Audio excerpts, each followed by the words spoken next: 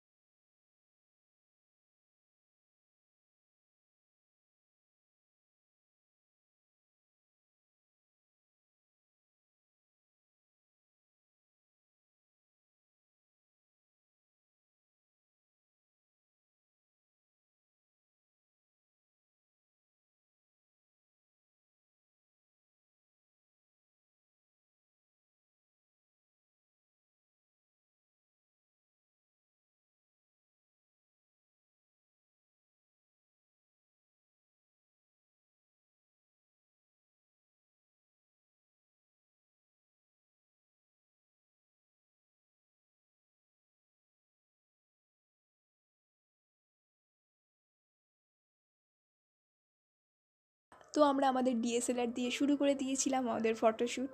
ফটোগুলো সবাই তুলেছিলাম মজা করে। তো আমাকে কয়েকটা ছবি তুলে দিয়েছিল,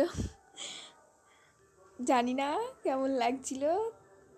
তো ছবিটা নিয়ে তো পোজ দিয়েই যাচ্ছিলাম, সারাক্ষণ তুলেই যাচ্ছি আমি আর উষসী এখানে।